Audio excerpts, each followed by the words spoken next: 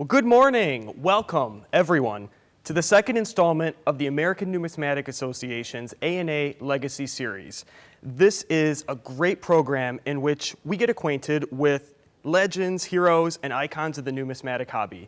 I'm Steve Roach, the editor-at-large of Coin World, and today our guest is luminary extraordinaire, author, professional numismatist Q. David Bowers of Wolfeboro, New Hampshire.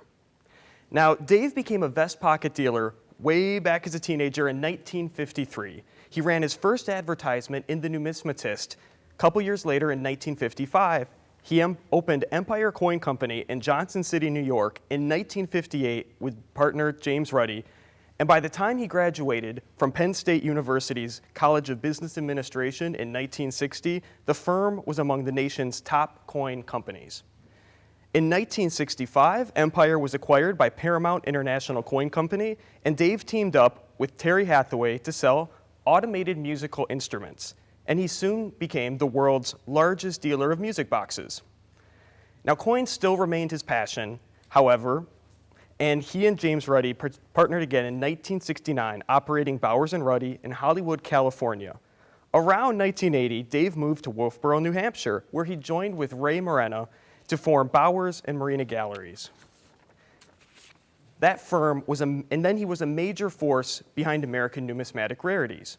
In 2011, Bowers and Morena merged with Stax to become Stax Bowers Galleries, one of the official auctioneers of this convention, of which Dave is currently chairman emeritus. Now, Dave is prolific. He's written more than 75 books on numismatics and other topics. He's received pretty much every award you can get from the A&A, except for Young Numismatist of the Year. He's won the Fair and Zerbe Memorial Award, the A&A's top honor for distinguished service, in 1991. In 1995, he was named Numismatist of the Year. He served the A&A as president between 1983 and 1985, and he was inducted into the Numismatic Hall of Fame in 1994. Now, in addition, he is involved in so many other activities. I can't even start to name them. A few of them: he's a trustee of the New Hampshire Historical Society, a fellow of the American Antiquarian Society, the Massachusetts Historical Society. He serves as Wolfeboro as a selectman and town historian. I mean, this guy is just amazing. He's a personal hero of mine, and I am proud to introduce Q. David Bowers to all of you.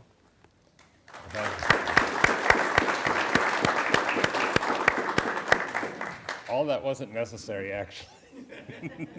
But anyway, it's been a very nice road. I'm 76 years old. I consider myself to be 18 at heart. In 1955, I asked, the A&A in 1955, I was a young teenager, would not allow young numismatists because they might renege on deals, and they're just not very good people, so you couldn't belong to the A&A until you were 18.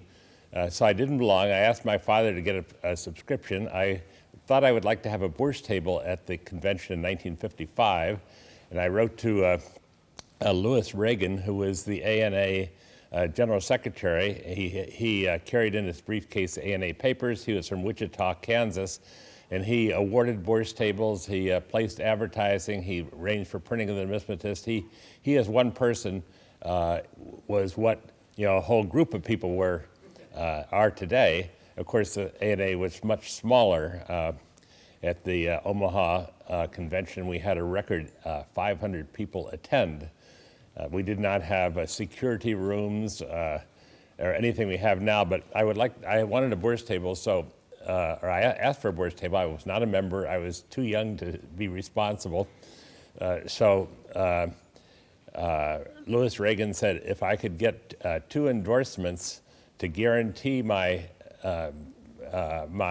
reputation, he would let me have it. So Lee Hewitt, who published the Numismatic Scrapbook magazine, wrote and said, Dave has been an advertiser for some time, and he's very highly admired, and I know he'll do a good job. Then my father said, I guarantee any transactions that he makes. So anyway, at the age of whatever it was, 16 or something, I had my first, or 15, I had my first bourse table at the A&A convention. Now this is my 60-something or other bourse table or convention, which no one has come even close to. B. Max Mell started his coin business in 1900 and had his first ad in 1904. He died in 1957, so he's not in contention for longevity. Abe Kossoff was around for a long time, but we didn't have any conventions during World War II, so I don't know who's attended the second most, but it's been a lot of fun. You know, I've seen the ANA grow. I remember the home and headquarters fund in the 1960s. It used to be that the PNG was very dynamic, Professional Numismatist Guild, with Saul Kaplan and Abe Kossoff, and the dealers, of course, were dealing. That was their lifeblood, and they were more involved than the ANA Board of Governors and so forth, where, you know, they came and went and were mainly collectors. So there's a big fight between the ANA and the PNG, especially on PNG Day. And there was a great clash for many, many years. And then finally, in the 1960s, the PNG, when the ANA wanted to raise money for their Colorado Springs headquarters, the PNG, Abe Kossoff said, let the PNG raise money for you, or let us take the lead. They did that and raised most of the money. So since then, the two have been harmonious. I don't think the ANA conflicts with anyone. I've also been a member of the American Numismatic Society in New York City ever since I was a teenager, and I enjoy that. It's, as you may know, the ANA is the popular organization, and the ANS is more the, although anyone can join it, it's more the studious organization. They do not have conventions, they don't have young numismatists. But anyway, belonging to the ANA has been a great pleasure. I've seen the ANA through everything that they've done. And when I was president, it was very enjoyable. I was the person responsible for Barbara Gregory getting the foothold to become editor of the Numismatist, and then Rick Montgomery. We had the American Numismatic Certification Service, ANACS, and I don't know how many of you remember that, but certainly Kim Kick in the front row here remembers that. But that became a cash cow. There was no NGC or PCGS. And tens of thousands of dollars poured into the ANA to have coins authenticated and returned with a photograph and a little certificate. And there was a vacuum in the leadership, so I appointed Rick Montgomery, who was age 24, because I thought he would do a good job. He did do a good job, but said, well, you know, you can't appoint someone age 24 because they just, you know, didn't know anything. But being a young kid myself, I did that. But being part of the ANA, being on many, many ANA programs, having quite a few ANA auctions and meeting, seeing everyone has been a great pleasure. And I've often said that I haven't worked a day in my life. I mean, I do work, I do write, and I do, you know, commercial things. We're now doing the D. Brent Pogue collection. Later on in the convention, I'll have a program about numismatists I've met, like Emery May, Holden Norweb, and Louis Eliasberg, with some little personal stories about them. But while these people are great, it's always a pleasure, and this has happened so far that my 2 days here, to have somebody come up and said, look, I just joined the ANA, or I just got one of your books, and hello. And that type of person is just as interesting to me as somebody that has said, gosh, I've been here for many years. So our interview today, it's scheduled to be 40 minutes. We'll probably go a little bit longer if that's okay with everyone. During the interview, we'll have some questions from the audience, and then we'll have a conclusion. So if you do have questions, kind of bear with us, and then Susan will pass around a microphone for a handful of questions. This is completely unrehearsed. I don't know what the conclusion is. But that's nice. It's completely spontaneous. Let's go back, 1938, Pennsylvania. What kind of kid was Q. David Bowers? Well, in 1938, I was born in Honesdale, Pennsylvania, and I don't remember what kind of kid I was, but I grew up in northeastern Pennsylvania, and my grandfather was an attorney, and the family has always been fairly literate. I mean, they've gone to college, and my grandfather, Chester Garrett, in Honesdale, Pennsylvania, invented a perpetual calendar, which he printed tried to trisect the circle, which you can't do, but he did a mathematical analysis on it. He also studied the book of Daniel in the Bible. That was one of his things. Wound up going to Sunday school and developing what I think is a good spiritual side to myself. You know, I've always felt someone was watching me. I mean, I could have been in Syria or someplace or whatever. In coins, I always was focused. My family wasn't completely functional in the fact that we were all warm, loving, and hugging. I mean, there were differences in things, and as a kid, myself, my brother, my sister, we sort of figured that we were going to be not on our own. Our parents paid our way through college and everything, but no one ever came to me and said, "Can I help you build a model airplane?" or whatever. Yeah, we were there, but we were very well supported. I always had interest. I collected things. My first collection were picture postcards. When I was in third grade, someone gave me a postcard of Skyline Drive, Virginia, and one of Pikes Peak, and I said, "This is marvelous. You know, I'll probably never get to see Skyline, Virginia, or Pikes Peak, but I can get postcards." Everyone was happy to give them to me, and I can vicariously enjoy them. Richard Halliburton was an popular author of the time, and he wrote books on like the 7 wonders of the ancient world and the Temple of Diana and the Colossus of Rhodes, and I'd read that stuff. I'd read Ripley's Believe It or Not, which came in the paper regularly. My aunt Elsa made a contribution to Ripley's Believe It or Not. So we were, my grandfather, I just mentioned, also was an apiarist, a beekeeper, so I grew up in a family that did a lot of different things.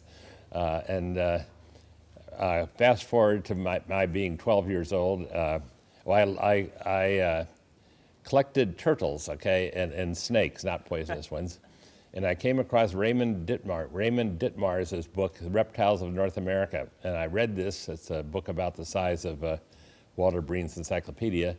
And it listed all the different turtles and snakes in North America and their characteristics, their Latin names, their ranges, that is where they lived and everything. And I read all that, and I memorized it. I probably today could tell you the eastern diamondback, or eastern rattlesnake is a Crotalus horridus. Well, I remember that from when I was 11 years old. Anyway, I learned about rocks and minerals, and I went one day to visit the town tax collector in Fort, Pennsylvania, Bob Rusbar, and who has a rocks and minerals collection. He invited me over, and I looked at his rocks and minerals collection and said, "Do you know anything about coins?" And I said, "No." And he said, "Well, come over here." And he showed me an album, and he said, "You know, this penny," or he probably called it a cent because the numismatists always called them cents, which we don't do today. "This cost me $10. And I said, "Wow, well, why?" "Well, it's a 1909 SVDB, and they made a little more than 400,000 of them. But you know, people look for them in circulation." And he gave me Whitman folder. Whitman was conceived almost all collectors back then. You started with the Whitman folder, and you tried to find a 1909 SVDB. I thought I would immediately, find 3 of them that afternoon. I would go to the bank. I lived in Pennsylvania at the time, Fort, Pennsylvania. The Fort State Bank, the tellers, there was a lady there that put up with me and said, "Okay, here's a $50 bag of Lincoln cents and rolls. You can pay $50, take it home, put them back in the rolls. If you take some out, put others in." And so I did this, and I looked through thousands of Lincoln cents. I had so many 1909 VDBs without S's that I felt I was using up too much capital. You know, I had maybe $1's worth of them or something. So I spent them all. Then when I started my business, I started gaining I said I like coins. My father said, "Well, then you better find some way to afford them."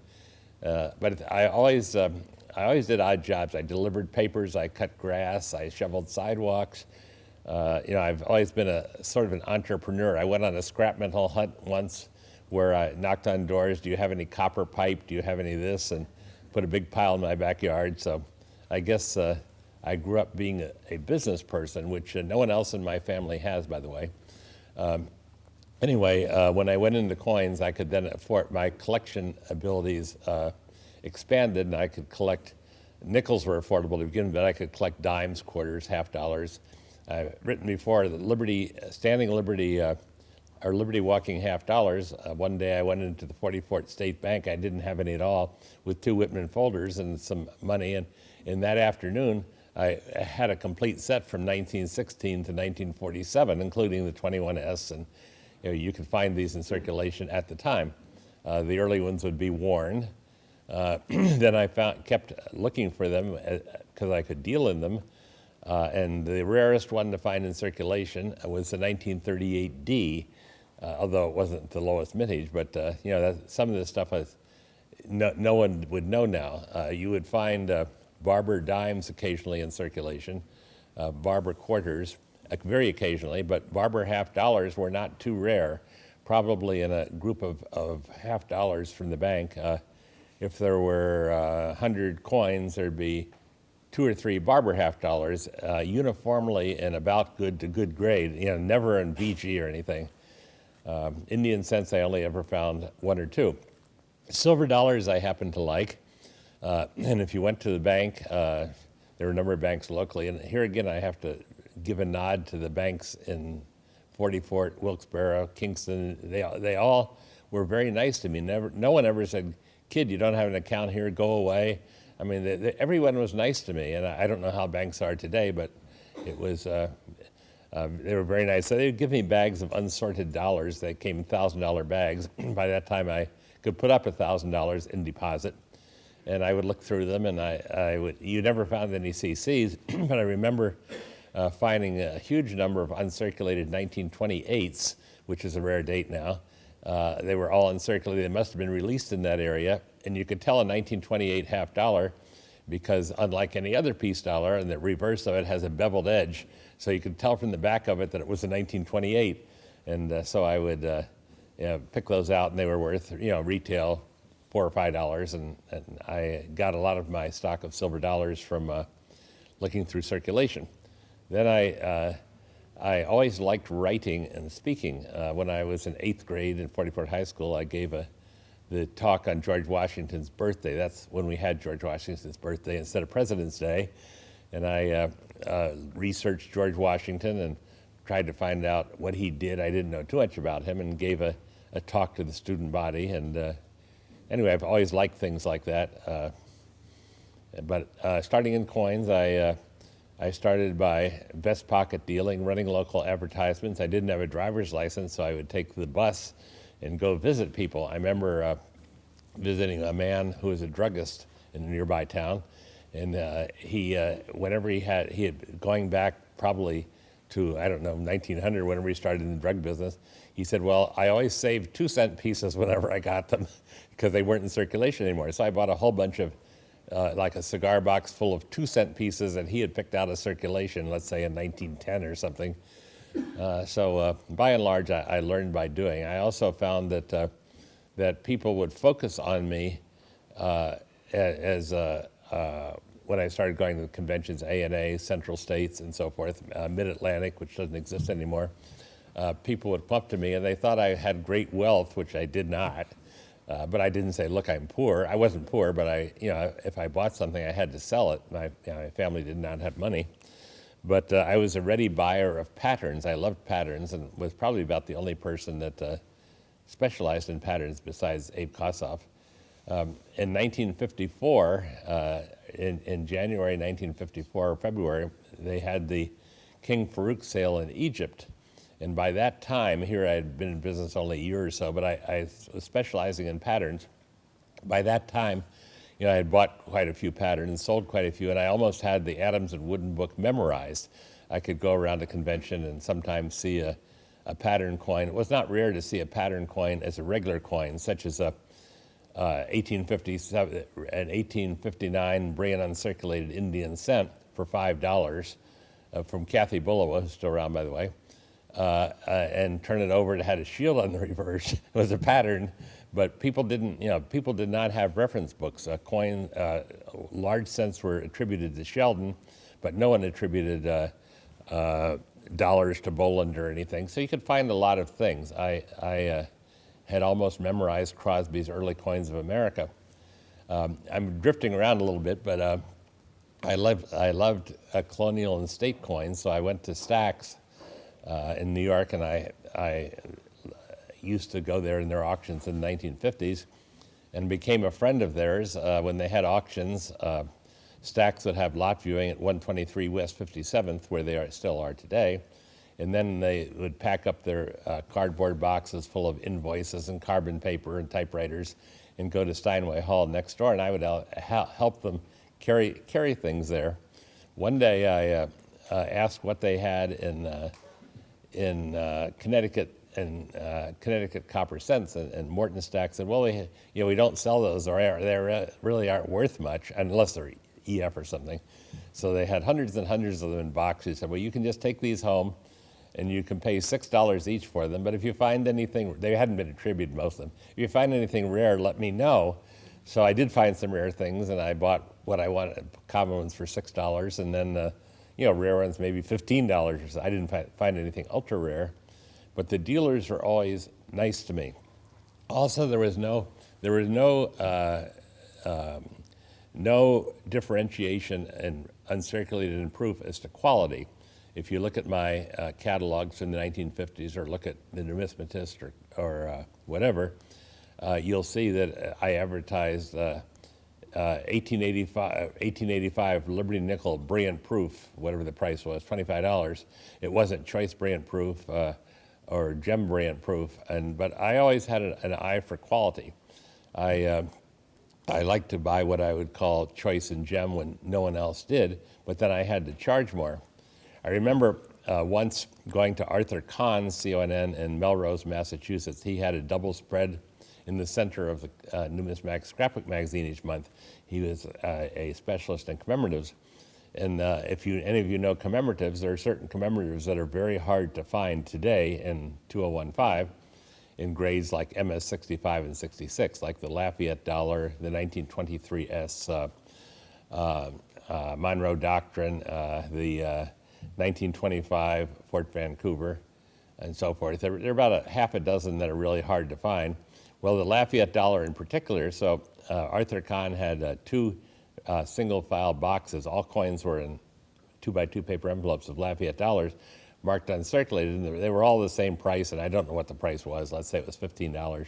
So I went through and said, well, and just bought all the gems for $15, but some of them had rubbing on them and whatever, but no one cared retail.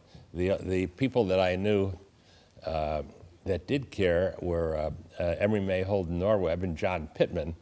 Both of those were good friends of mine, and both of those would look at a coin and say, this is not for me, but most people wouldn't. Also, if a coin were tarnished or toned, no one would buy it. So everybody dipped silver coins, everybody but everybody, collectors, dealers. There were ads in the Numismatics to make them brilliant. The president of the ANA said, clean these. And that's why today, if this hadn't been done, every silver barber coin, Liberty seated coin in existence would be proof 68. But because they've been repeatedly dipped, that's the only reason we don't have them. Now we have toning, and we have toning because toning is desirable. Toning has become finesse to an art. A number of years ago, I bought a oak side table, a little with a drawer in it, and I had a silver medal. And for some reason, someone was coming to see me. The medal wasn't worth anything, and I opened the drawer and put it in. And I forgot about it. About 3 weeks later, I took it out. It had the most beautiful gold, blue toning on it. But going back sometime about a number of decades ago, David Hall and I've handled my share of Morgan dollars and peace dollars. I was there by the time the Great Hoard came out in 1962. I had been in the coin business for 9 years, and I really knew Morgan dollars, although I had never seen an uncirculated 19030. And David Hall and I were the co-bidders on the estate in Reno, Nevada, the Redfield estate. We didn't win, but we were the underbidders. But David, who now runs PCGS, and I commented that for many years you would see Morgan dollars with rainbow toning on one side where the dollar had been near a bag. We never saw one with rainbow toning on two sides, but now today you can go out in the bourse and find hundreds of them. So how they got that toning, no one quite knows, but the secret of that is that in any other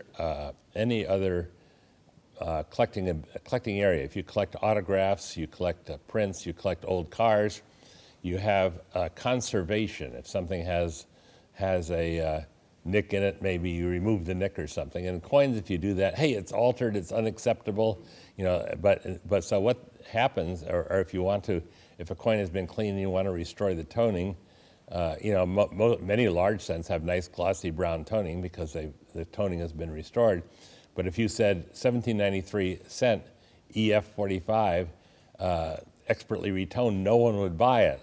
So you have the secret that isn't secret, that much of the toning today is man-made, but look at it as conservation. A very good example is that King Farouk, who I never met, he collected coins, and he took his copper coins and he cleaned them all with silver polish. So at his sale, all the copper patterns were sort of bright like the bottom of a Revere cooking utensil. And these were sold into America, and Harry Bass Jr. bought a number of them that were, you know, brightly cleaned, and when we sold the Bass estate, we described them as this. But now many of the same coins are beautifully chocolate brown, and they're certified as proof 64 and 65, the same coins. So I just mentioned this because I'm not saying I'm a skeptic, but yeah, I'm a realist. Like, I remember going to at an A&A show, and some of you did it 4 or 5 years ago. We were in a room, and it was about gold, and someone said, how many people in this room think gold is going to be $5,000 an ounce in 10 years? Everybody had, mine didn't. Well, why don't you think it is? Well, I just don't think it is. So you have mass psychology. You may remember, David Lasso probably remembers this, like when Howard Ruff and people came to address the ANA, you had people that were popular in the media running ads like invest in this and that, and they came to the ANA and they filled a room full of people listening to, you know, the second coming of the Messiah, you know, and the numismatists, the collectors are saying, why all this attention? But things like this happen.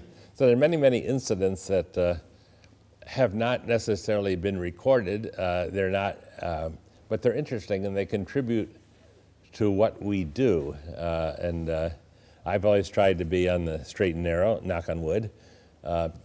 As editor of the research editor of the Guidebook of the United States Coins in recent years, including right now, you know, I try to be objective. Like, someone will say, we get a lot of pressure. Like, why don't you list? There are basically about 97 different varieties of Morgan dollars from 1878 to 1921, and you have some overdates, and you have people say, why don't you list? We even pay to do this, 50 different VAM numbers. And I said, well, you don't want to complicate it. You know, you want to make it simple so if someone looks at Morgan dollars, they can collect one of each date and mint mark. And not that I'm missing VAM3, which has a double ear or something. You know, so anyway, I try to look at it as a collector would look at it, and try to do the right thing. And when I write things, I also try to do the right thing. I've made my share of errors, and things have changed. If I were to go back to Coin World columns, in 1961 I wrote my first Coin World column at the request of the editor, which is still running today, which is the longest running column in numismatic history.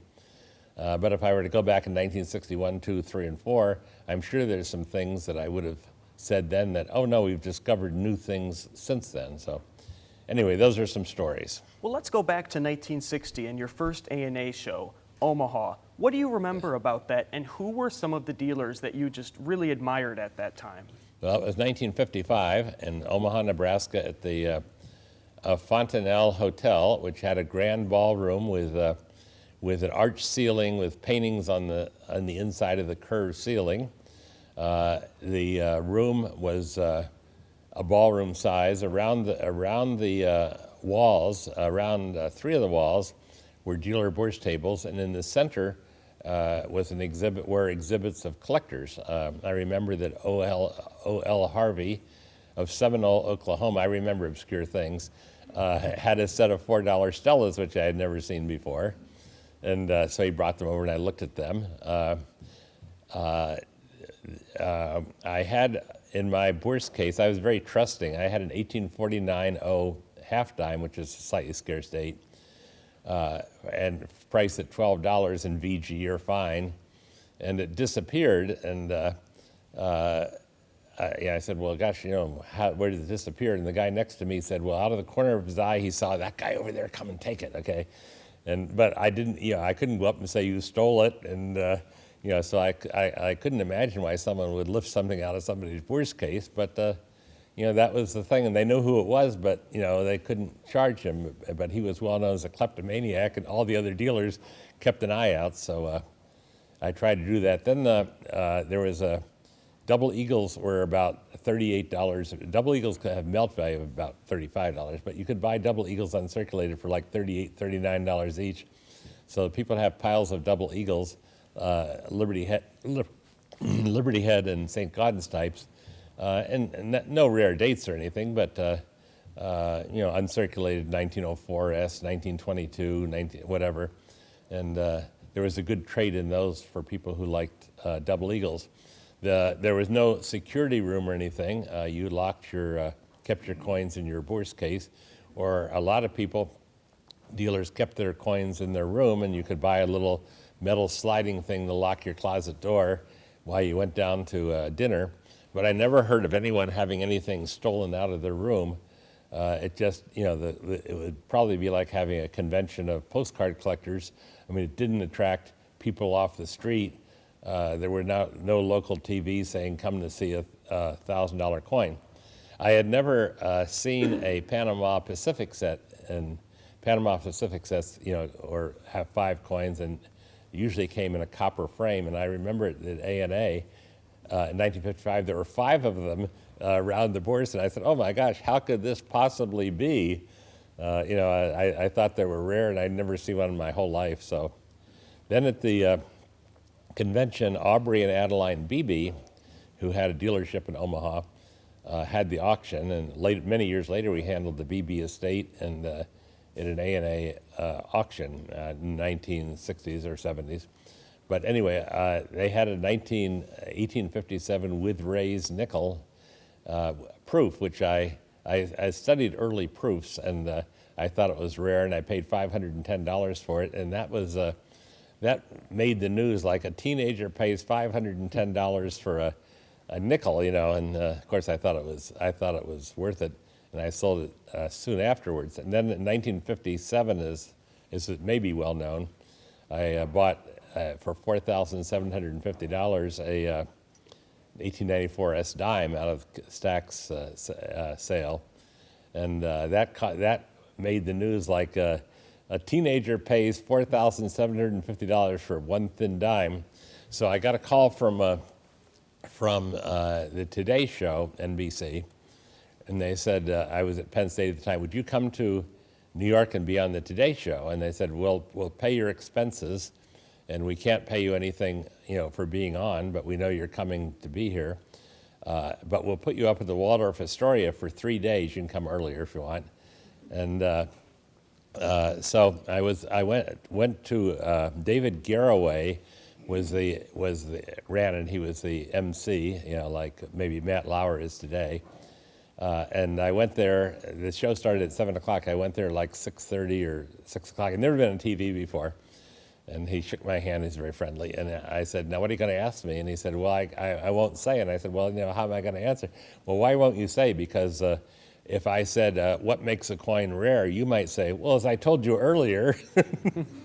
So he said, you just have to, just trust me, So this was a very interesting situation. So I was supposed to be on for like 7.5 minutes or 8. They have it scripted, down by the minute. So I'm on like for 6 minutes or something. Someone comes up to Garraway, hands him a note and everything. And David Garraway says, our next guest has been delayed in traffic. Do you mind staying on for longer? So I was on for like 18 minutes talking about coins, which just had never, was just not scripted. But coins are infinitely interesting. Everybody likes coins, and this sounded like made in heaven. Like, what would you like to buy from our audience if they have anything?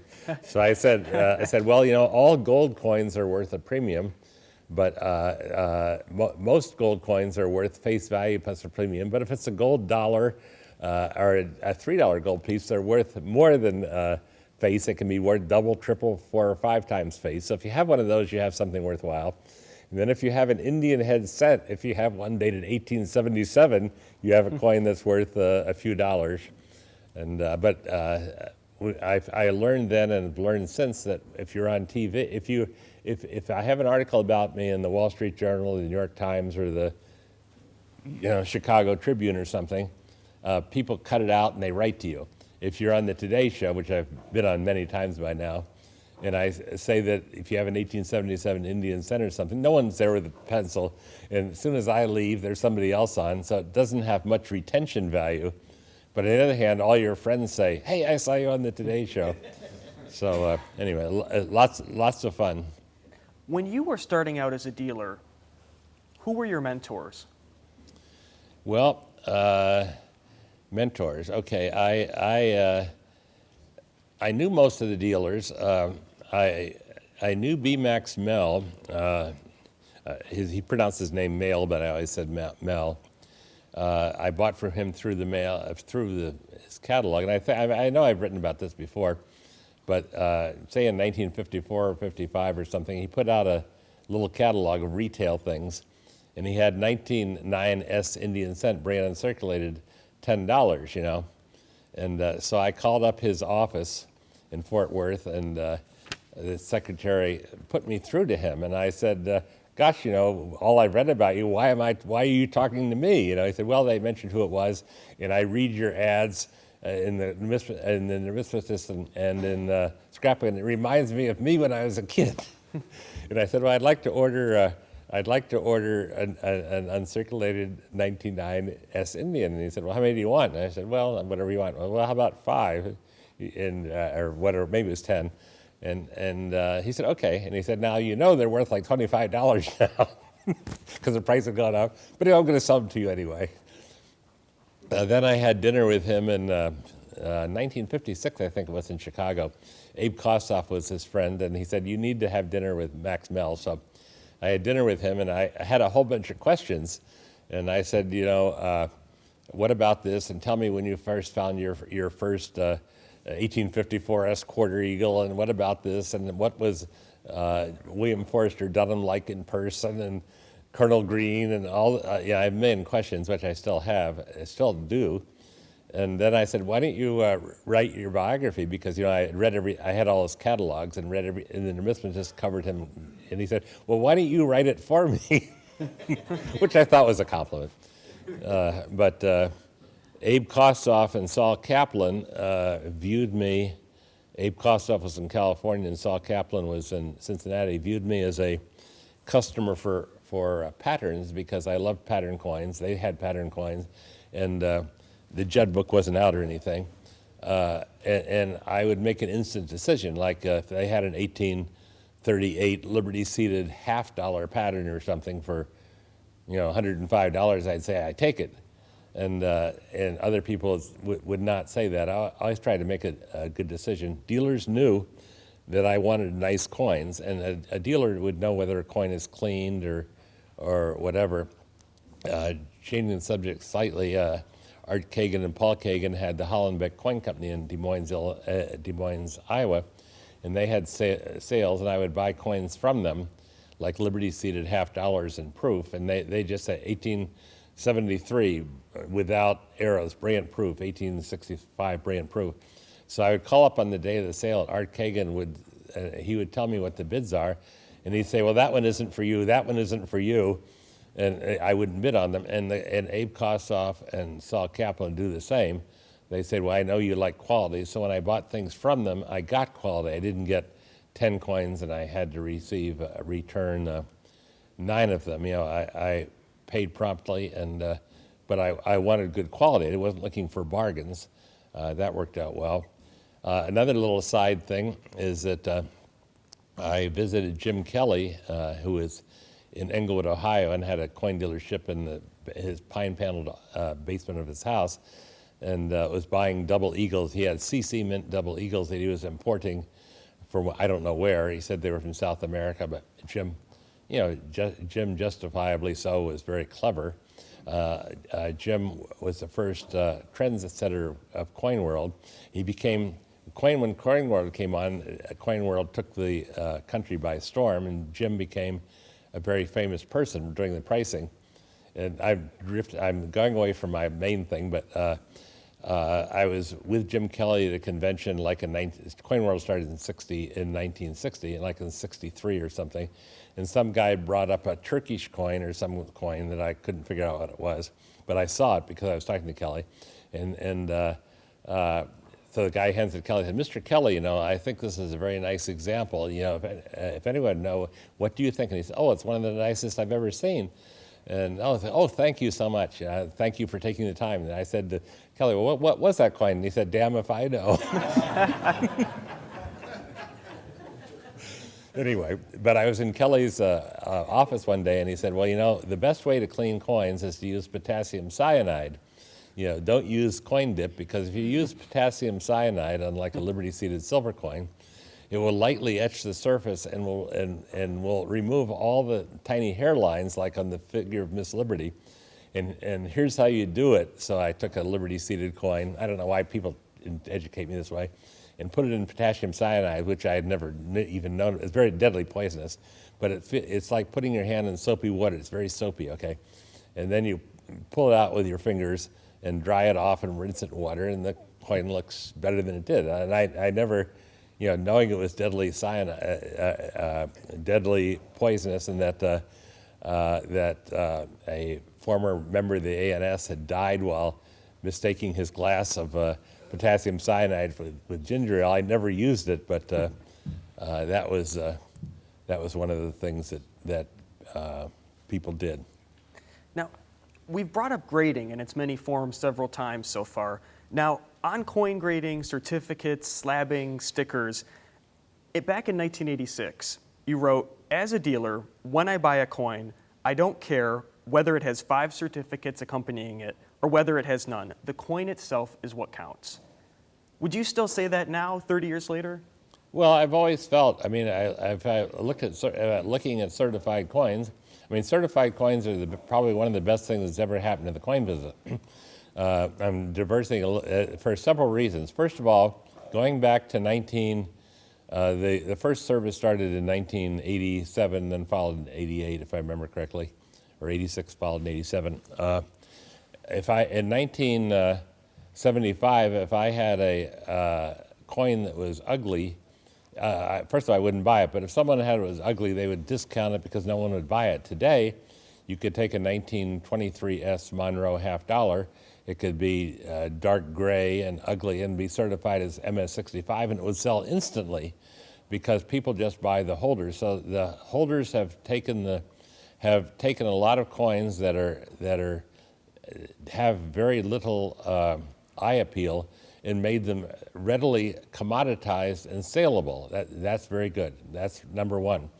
Number two is that if you had come into the business or hobby 40 years ago and came to the ANA convention and wanted to buy a 1916D dime, maybe half of them had soldered on mint marks. That was actually said by John Ford. He found more than 50% of them had soldered on mint marks.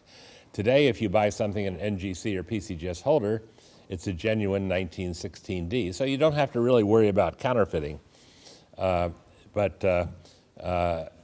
if you don't know anything about coins at all, and you came in and you said, "I hear that Morgan dollars or something are good," you could go around the bourse, spend $100,000 on your first day, and unless you were, really bought ugly coins. If tomorrow you said, "Gosh, I don't like coins at all, I want to sell my coins," you could probably get $90,000 for them, or it's not too far from what you paid.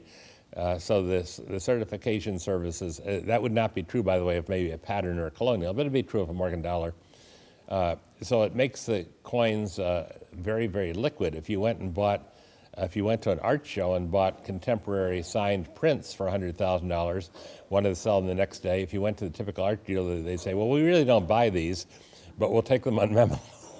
And if you bought a bunch of antique furniture, well, you paid $100,000, we'll give you $40,000. So you have, and I've collected all this stuff, so you have a super liquidity in coins that the certified holders have brought. But what I do is, if I look at a coin, I had Melissa Carr's, I like piece silver dollars, okay, from 1921 to 1935. And a few years ago, I had Melissa Carstedt, who I've known since she's age 4. She's now an auctioneer, very, very good numismatist, by the way.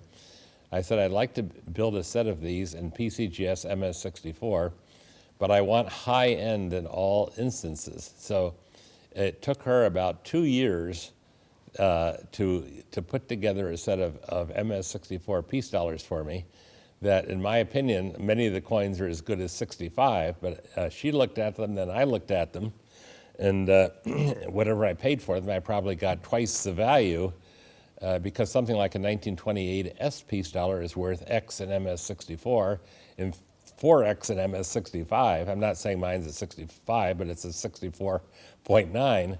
And that was connoisseurship, and so I encourage people to do that. But most people won't. Most people will not do that.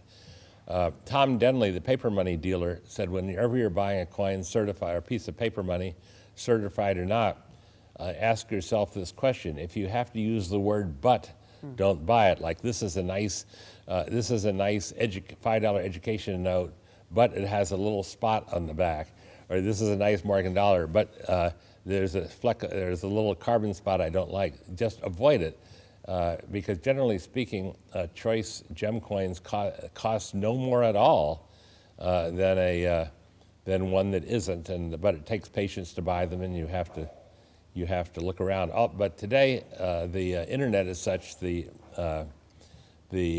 imaging is such that on the internet you can see a coin much better than you can in the finest printed auction catalog. So I think if you were bidding in one of our auctions or one of Heritage's or Goldberg's or someone, you could look on the internet without seeing the coins, and you really wouldn't have to look at the coins, although it's nice to look at the coins, but if you didn't look at them, you probably wouldn't make a mistake. Now, one of your core philosophies seems to be that the collector is king of the coin market. And you've written before about investment in coins being all well and good, but that the greatest rewards are reaped by collectors. What advice would you give to someone who's thinking about entering the coin market today? I would give advice. I would say you can't tell a person to buy a coin and don't buy any, buy books and don't buy any coins. They won't do it. Okay, but I would say go and buy some coins, whatever you like. But be careful. Don't buy a coin where you have to say but. Whatever you happen to buy, be sure that it looks nice to you. If you don't know much about coins, but if you look at it and it looks attractive to you, it probably will look attractive to someone else when you want to sell it, if you ever want to sell it. And also, what you buy today, you might change your mind on. So after you buy a few coins, go over to Whitman Publishing Company's table over here, or whatever, go on the internet, and buy, be sure to get a guidebook, of course. And then in addition, if you like Morgan dollars, get 2 or 3 books on Morgan dollars. You like gold, you can spend, if you spent $500, you could get a very nice working library. But people will say, well, gosh, I'm not going to spend $500 on books, but today I spent $10,000 on coins. But having a good working library is worthwhile. I wouldn't buy a book. I buy a book that gives history and explains why coins are rare. And then I would say that determine your own levels. For example, someone wanting to collect Morgan silver dollars, you have a 1893 S and MS65 that would cost, making this up, $500,000. Okay. Well, not everybody wants to spend $500,000, even if they have it, on one of these. And if you did have $500,000, you might not find one. So what I have said I'll say let's take Mint State 65, okay? Go and you're collecting Morgan dollars. Buy every different Morgan dollar, the 90-some different varieties in MS65 that you can buy for, say, less than $500 or less than $300. You get a whole bunch of them, okay? And then you still need, and I didn't prepare for these, you still need 80 coins. Okay, then say, what can I get that's MS64 for less than $300 or less than $500? Then you get a few dozen more, and pretty soon you have most of your coins are in grades from 63, 64, and 65, probably 2/3 of them, and you have a very nice collection if you've handpicked for quality. Then you have to ask yourself, well, what about the 93S, okay, or the 89cc? Maybe you want to settle for an 1893S and VG. I don't know what they sell for, but maybe they sell for $4,000 or something. I should have a guidebook here. But I mean, you say, well, gosh, this isn't uncirculated. But on the other hand, I mean, you don't have, people now are sometimes told, well, gosh, if you don't get super gem condition census, you're slumming it, you know. Well, it used to be that you'd buy a set of Liberty standing or Liberty walking $50. You'd form one, and you'd say, well, I have a nice set. Everything after 1933 is uncirculated, or everything after 1941 is uncirculated. Things before then are a mixture of VF, EF, and no one would say, well, gosh, you know, aren't you embarrassed to show this set? But today you're sort of taught that thing. Another thing that's sort of one thing unfortunate about slabs is that you used to be able to look in an album and see all these, and now you have to have plastic bags and everything, or plastic boxes. I've had a little situation with the Mint. I don't know how much, and I love the Mint, and the Mint loves me. But I said, in your metal dollars now, you have your golden dollars, the presidential series, and the Native American. But to save money, they put the date and mint marks on the edge. Well, you know, you can't tell whether a coin was minted in 2014 or 2015 unless you take it out and look in the edge. If you have one in an album like a Littleton, Whitman, or Dansko album, you can't tell what it is. And I said, why don't you please your collectors and put the date and mint mark on the obverse? And I don't think they've got to do this. These dollar programs run out next year. But,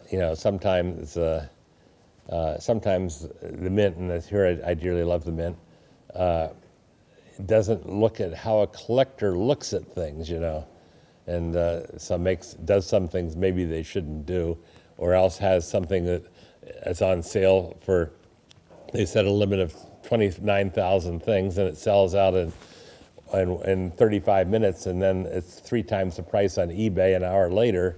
What they should, in my opinion, have open ordering, for a week or something, so that not everybody has the internet, so someone can send in a mail order. So I think that what is fair for the collector, and you said I've always been collector-oriented, I try to look at what is fair for a collector and what is fair for a beginning collector. You know, what is good to make someone interested in staying coins. Investment is fine, but I find that investors come into the market, they spend all the money they have to invest. Very few coins do anything within 6 months, and they're 6 months later like, well, my coins still aren't worth anymore. I mean, they think they're buying Apple stock or something. They watch it every day, and then they leave. You know, they cash in or they don't buy any more coins. Whereas a collector, if someone starts collecting copper cents today, and collects them one by one, I'll see them at next year's convention, and 10 years from now, God willing, if I'm at the convention. You've mentioned the importance of books, and you are probably by far the most prolific writer. How do you stay motivated? Because you're writing more than ever now. Where does this drive come from? Well, actually, for many, many years, starting in the 1950s, I kept notes on different things. I mean, I interviewed B. Max Mell, Stephen K. Nagy, who is long... And I knew all these people, Abe Kossoff and Abner, and I would ask them, what was King Farouk like and everything. So and then I've converted a lot of this to electronics. So I have notes on many different things. So Whitman has said, well, how about putting some of these, getting some of these things in mainstream? So it's not that like I finished a book on barber coins, and it's not that I started in September or started in January and finished it. You know, I'm taking notes, collating them, and updating them.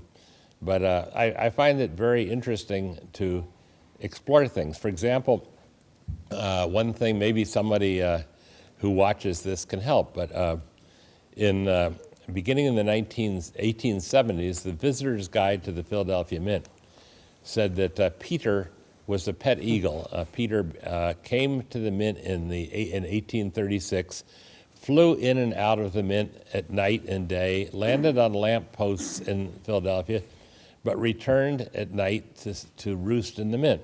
One day he was killed by perching on a rotating flywheel of a steam press. He was stuffed and put in the mint, and you can see him today if you go to the Visitor Center in Philadelphia. Okay, and you can also see him at the Columbian Exposition. There's Peter so Peter the Stuffed Eagle has been around for, you know, since at least the 1870s. But was there really a Peter the Eagle? Well, we know that the first steam presses were supposed to be launched on March 23, or February 22, 1836. They had going to have a ceremony, but the steam presses weren't ready. So the ceremony was held on March 23rd. So let's assume that the steam press with the rotating flywheel was working not operationally by January or something, 1836. So Peter could not have been killed before then, okay? Peter the Eagle was supposed to be the model for the Flying Eagle in the reverse of the go-brick dollar. We know that eagle was then created a few months later. So Peter had to have been killed, if he existed, between January and, let's say, May 1836 in order to be modeled on the dollar and also to have been killed by the flywheel. So I belonged to a few different internet things, and I figured, well, gosh, if Peter flew around Philadelphia, was known as Peter, and landed on lampposts, if he was killed, there must be something in a Philadelphia paper, okay, about him. Well, if you go on to, like, I belong to genealogybank.com. I tried newspapers.com, but they're not one-third as good. And also Chronicling America, newspapers on the Library of Congress, and trying to find out if any Philadelphia newspaper mentioned him.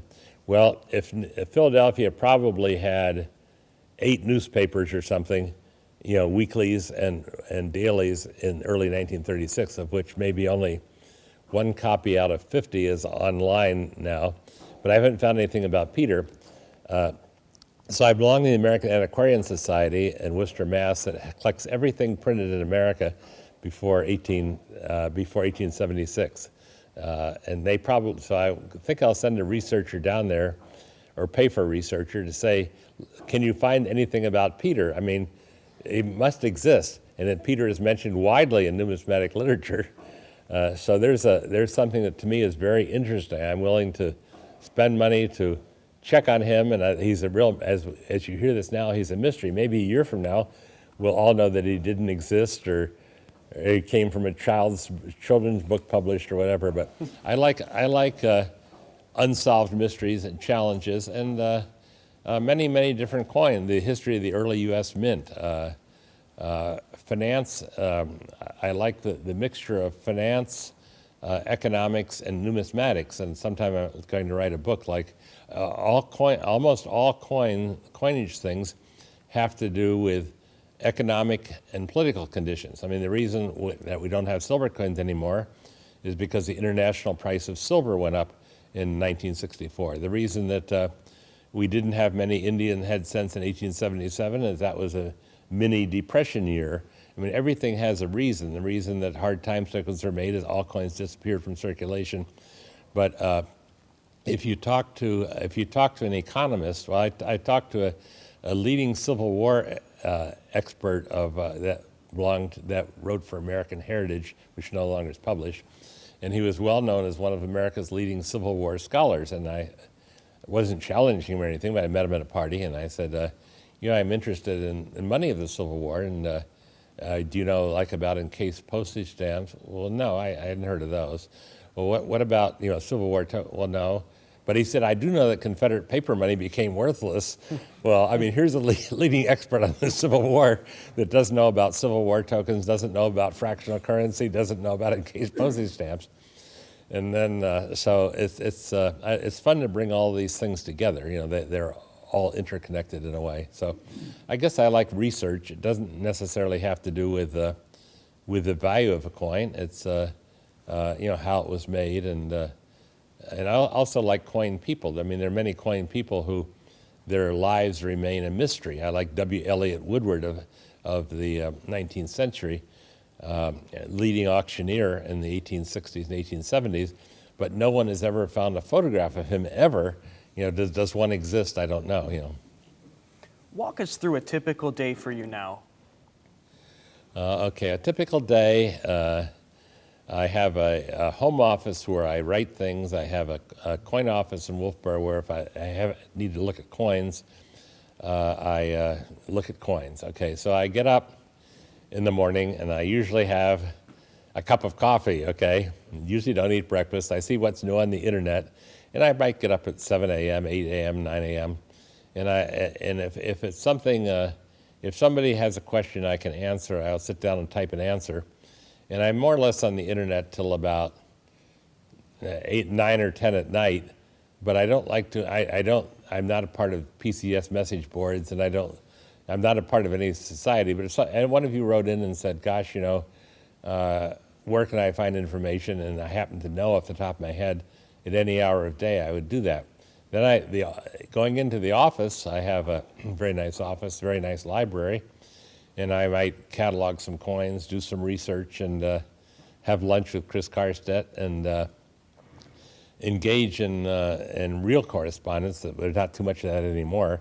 Used to be I'd wait Monday morning, what comes in the mail, you know, but now everything is instant. Even in coins, he used to say, I want to read Coin World, what's in Coin World, what's new in Coin World, but now you have Coin Week that comes out regularly. You have Asylum, which comes out on Sunday. And I mean, if you read Asylum, how many of you read Asylum?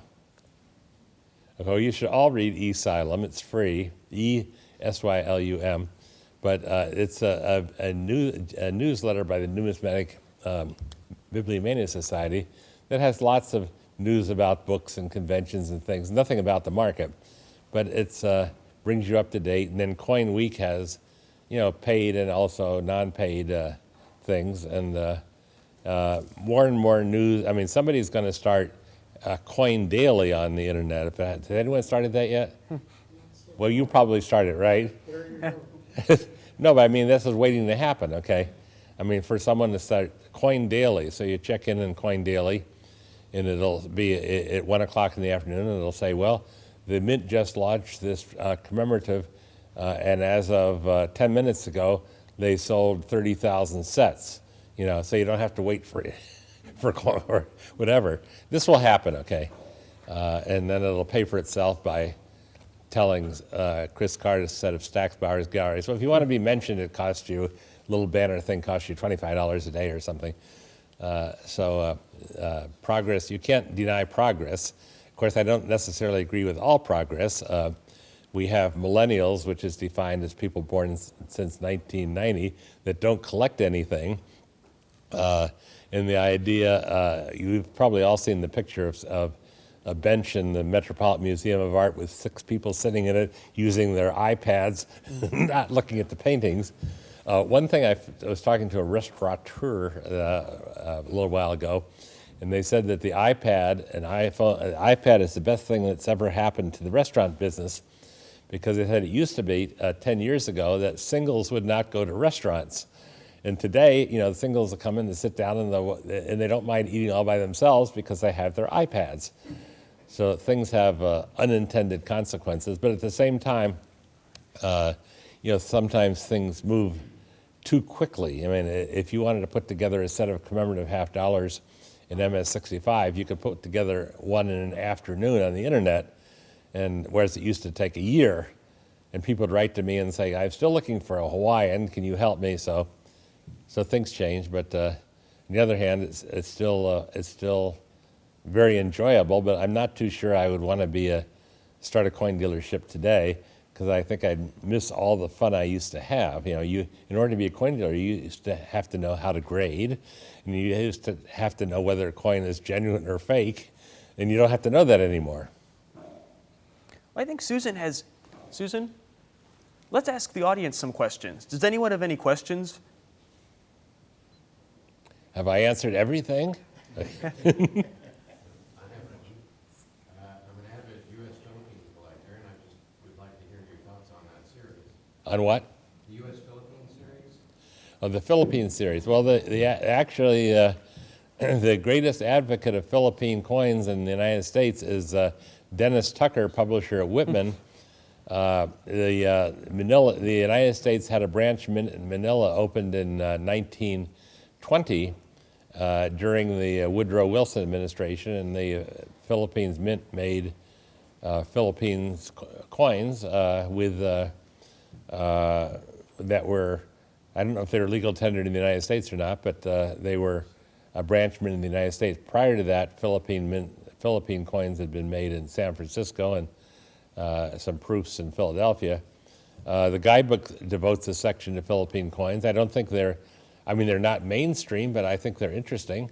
And I remember Philippines going to Olga Raymond, Mrs. Waite Raymond, who liked me, and she once said, "Come over to my apartment on Sutton Place on the East River and buy some coins." And she had a whole bunch of Philippine proof sets of 1905, 6, and 8. They didn't make a 1907, all wrapped in a little mint tissue paper. I remember that, and buying dozens of Philippine proof sets that, had not been looked at since they were minted, okay? I've never collected Philippine coins, but I like them. We have them in our auction, and being listed in the guidebook is tantamount to being recognized by a lot of people. Like small denomination fractional California gold is listed by types in the guidebook, so a lot of people collect it. If it were not listed in the guidebook, no one would collect it. But I think it's an interesting series. I couldn't stand up on a soapbox and talk for an hour on it, but I could probably talk about it for a half hour about things being dumped into Manila Bay and recovered, and very interesting history. Someone else have a question? Yes. So, what coin or topic in the You mean you didn't know how to spell numismatist, and now you are one? I can't even say it. But what thing actually does get you excited now? What's what? What could you talk about on a soapbox for an hour or 2 or 3? What kind of coin? If you said, close your eyes and talk about an 1883 Liberty Head nickel without cents on the reverse, I could do that. Now, if I did that, I would not only talk about the nickel, but I would talk about what life was like in 1883. And when this nickel came out, it became a nation. I'm not going to talk for an hour. A nationwide sensation. Everyone thought they would have a fortune. The number of coin collectors multiplied by 2 or 3 just because of this nickel. And the entire market from 1883 through about 1888, when it started cooling off, was dynamic because of one nickel, okay? That was a pivotal coin. I could probably talk about the 1909 VDB cent that came out on August 1st, 1909, with the initials VDB on the back. A newspaper article said, "Why the heck should we advertise VDB on the back? This guy's getting paid. Remove it." It became a large cause celeb and outcry. 4 days later, they stopped distributing them.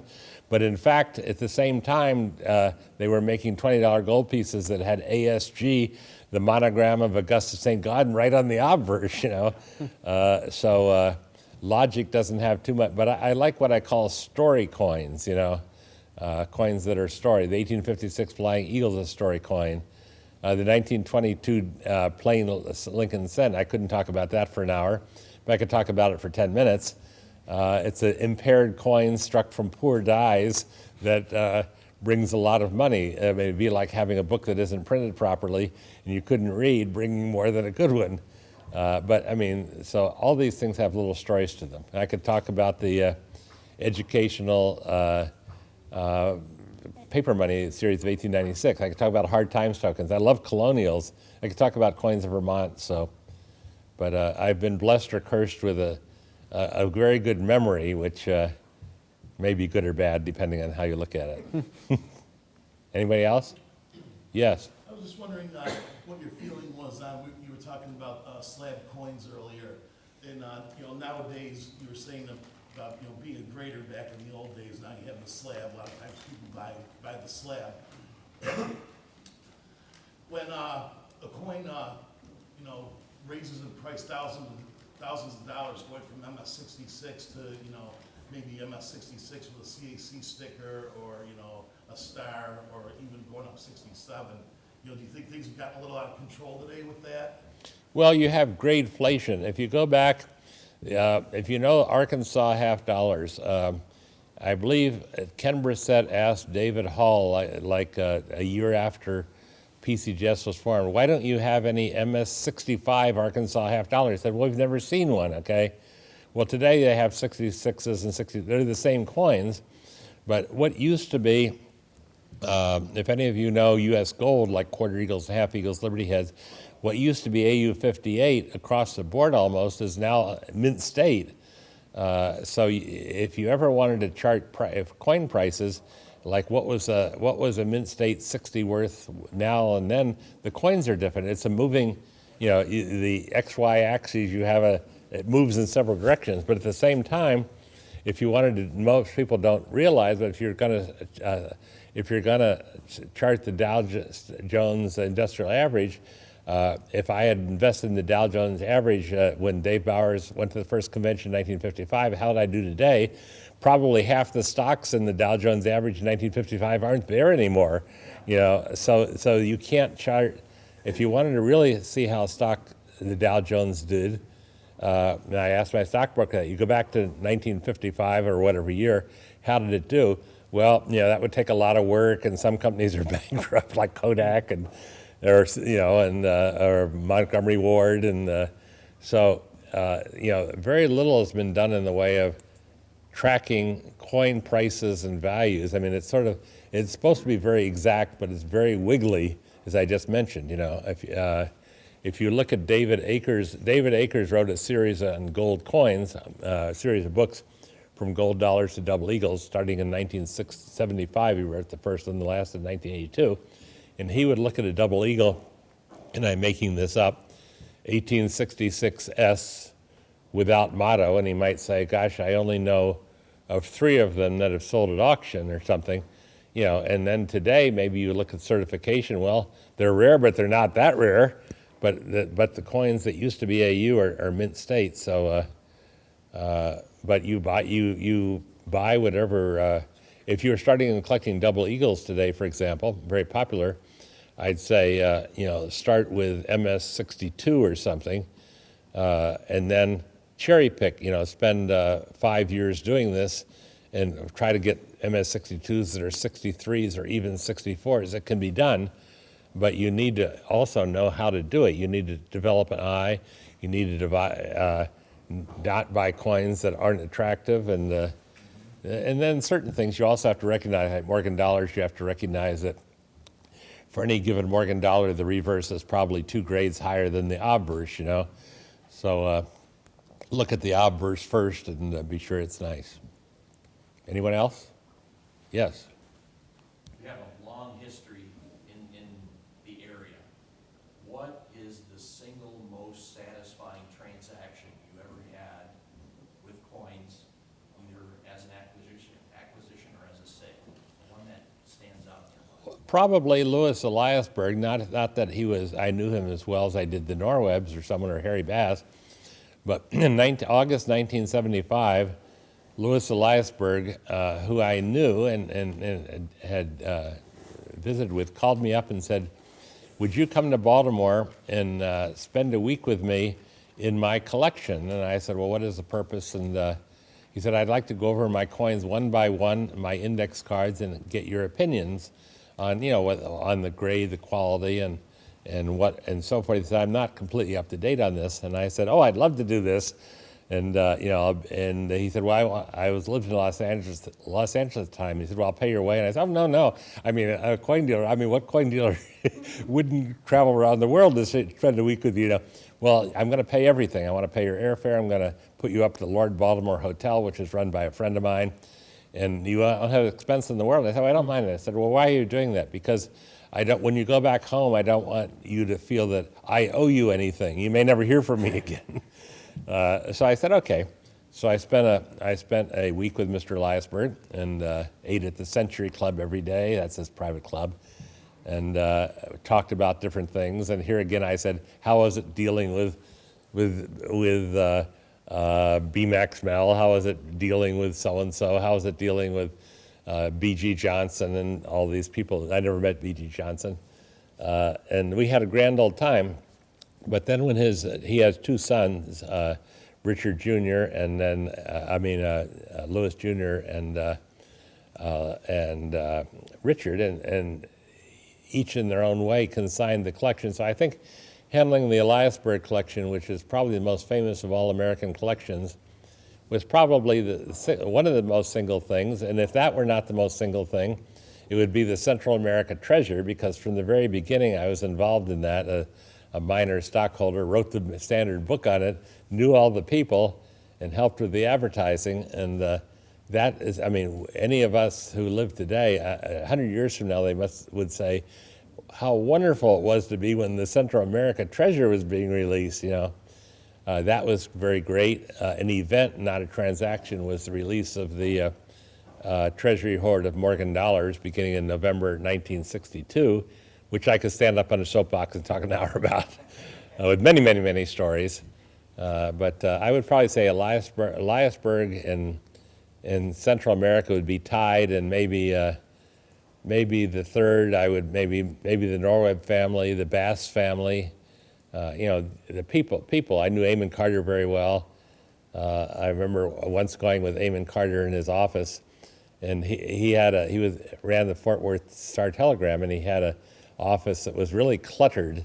He had maybe 10 ceremonial shovels that you had the first spade of earth. He had antiques and everything. Right off his office was a vault with all of his coins. I remember I was with him one day. I hadn't met him too long earlier, and he said, I stay here for a minute. I have to go away for a half hour. And I said, well, lock your safe. And he said, no, just go in there and look around. So I did that. But another Amon story, well, several Amon stories. Another Amon story is that when I was a kid at the A&A, like A&A convention, this might have been 1956 or 57, he said, you need an 1804 silver dollar in your case, so it will bring people to your case. He liked me. And so I said, I don't have any insurance or anything. So, well, that's okay. So for the whole show, I had Amon Carter's 1804 dollar in my case. Then another time we were in an elevator going up in the hotel, and he said to the elevator, you should have operators, okay? And he said to the girl in the operator, have you ever seen a $10,000 bill? And the girl said, no. He said, well, have you ever seen 7 of them? He liked to do that. Now, I wasn't present on this, but two more stories. This was telling Johnny Rowe, who's still around, a friend of his. He was the director of American Airlines. In fact, his father was co-founder. So he goes to some airport in the Boeing 747. And he said, where's the flight? Well, it just pulled out from the gate. He said, well, bring it back. And they did. And another Amon story, Amon told me this. He said, we wanted to get in the hotel business, American Airlines. So he bought the Americana Hotel in Times Square and so forth. And then we bought this hotel on the freeway near about 3 miles from Los Angeles airport. It had been newly built, and we bought it for X number of millions of dollars. But it was a real dog. It wasn't close. There were other hotels closer to the airport that people used, and it was just a loser. But he said that one day a real estate broker said, I have some people coming in from Japan that want to invest in some hotels. Do you have any for sale? And he said, well, we have this one. So they went out and showed the Japanese buyer this hotel. Oh, just what we want. And they got rid of it at a profit. But telling stories of a Norweb story is after our Henry Norweb, Ambassador Norweb, and Mrs. passed on to the reward, and they were friends of mine. Ambassador Norweb would take me to the New York Coin Club as his guest.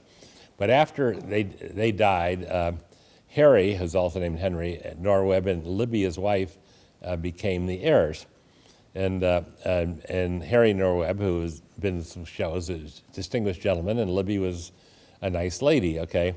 So everybody knew they had the Norweb estate, so this is Libby Norweb, Harry telling me this. So one day at maybe an A&A convention, someone comes up and sees Harry and Libby Norweb, a dealer, and goes up to Harry, can I talk to you a minute? Talk to me, you know, when you're by yourself and not with Mrs. Norweb, I'd like to talk to you about the collection. And Harry said, okay. And so by and large, Libby went off, and the dealer said, oh, it's nice to have a chance to spend some time with you. And what is the plan? What's the plan for the Norweb estate? He said, oh, my wife takes care of that.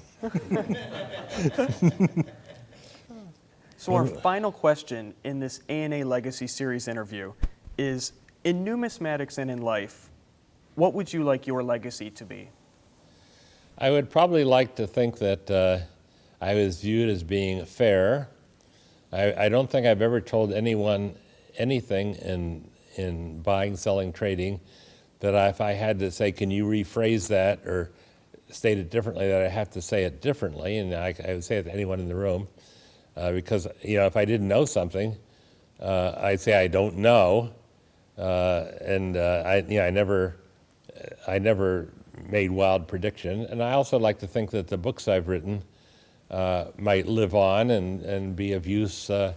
Someone 100 years from now will have at least heard of them, okay? I mean, right now we have Sylvester S. Crosby's book of 1875, The Early Coins of America, which is still one of my favorite books and a standard reference. And if Sylvester Crosby were living today, he'd say, oh my gosh, you know, how long ago was that, you know, however long ago 1875 was, you know, and almost 140 some years. So I think that's, I would like to be viewed as having been a prominent and a fair dealer who, you know, knock on wood, tries to do my best. Well, on behalf of the A&A, thank you so much for participating in this. Wasn't this awesome?